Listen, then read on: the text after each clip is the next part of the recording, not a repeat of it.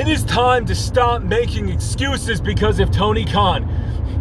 Probably the most pissed off person during the 2010 to 2012 era of CM Punk's title reign. Probably so disappointed that Bryan Danielson, never beat CM Punk for the damn title. He went and created his own wrestling company. He booked his AEW originals to look like stars, only to eventually sign CM Punk, make him champion, to eventually make the greatest wrestler in the world, Bryan Danielson, beat CM Punk to overcome one of the biggest wrongs in the history of the world of Daniel Bryan never being able to overcome CM Punk as the best in the world.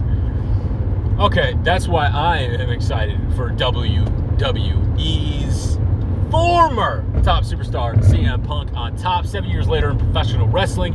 Man, CM Punk got my hopes up. You see me in a car.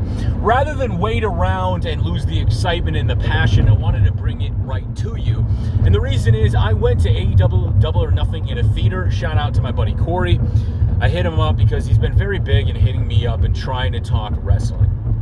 And I've been a really bad friend who just hasn't engaged.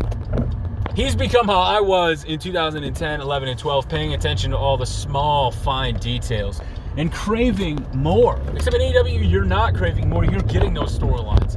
He's spending the entire time telling me what's happening, why the matches are happening. Now, most of the matches on the card for AEW Double or Nothing, I knew and I was paying attention to. But weekly TV, I'd only watch every other week or I'd fast forward. So when Double or Nothing is happening and you have Hardys versus, oh my God, the Young Bucks, which has been fantastic.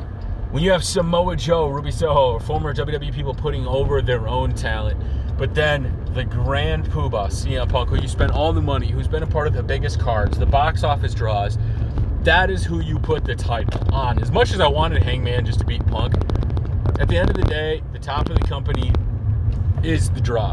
And if what CM Punk asked for the entire time is if you're the top merch seller, you should be the main event.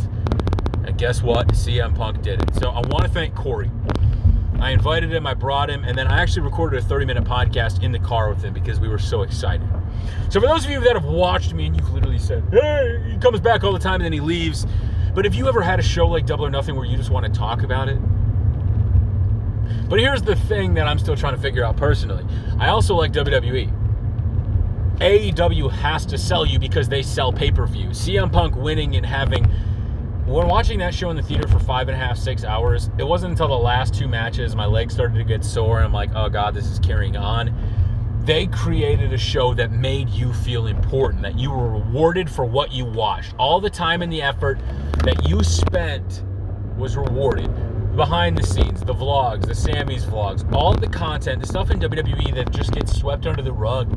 For us people that are paying our hard-earned money, you feel rewarded, as silly as it is.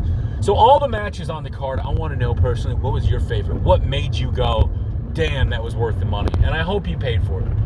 Because I've been guilty. I've not watched the AEW pay-per-views because I didn't want to shell out or wasn't at a place to spend $50. Was I at a place to pay for this pay-per-view? Probably not.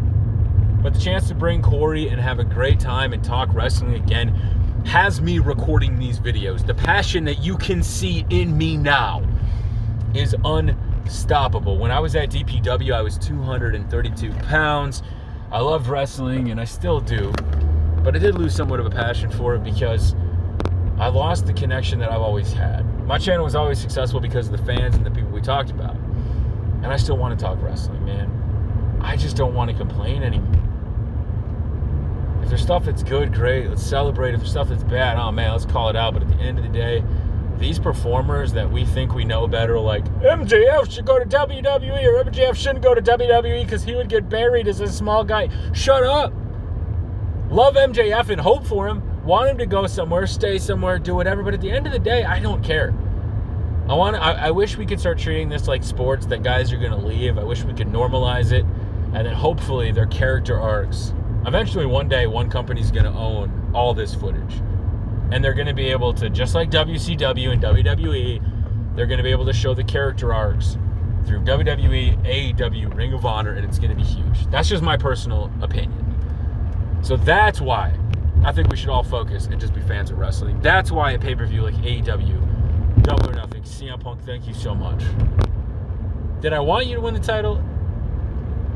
I'll be honest, I would have liked Hangman to hold on to it for some random reason. But at the end of the day, you are the box office draw. You shut up, you left, you did what you had to do, you came back when the time was right, and goddamn CM Punk is our world champion of AEW. Now let's see how that goes from here. Because that's the biggest Vince McMahon bullshit you can do. Put the title on CM Punk. Of course you're going to do that despite your rival. Come on, Tony. None of this is unique or interesting, but god damn it, I enjoyed the show and I love paying for it. Until next time, guys, it's been your boy Eric. Thank you so much to Zay, the master barber, for giving me this haircut.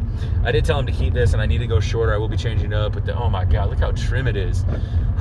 We're looking good. So if you're in my neck of the woods, man, Zay, he has me looking fresh. I appreciate you. Appreciate you getting me in last moment, making me feel confident to talk wrestling.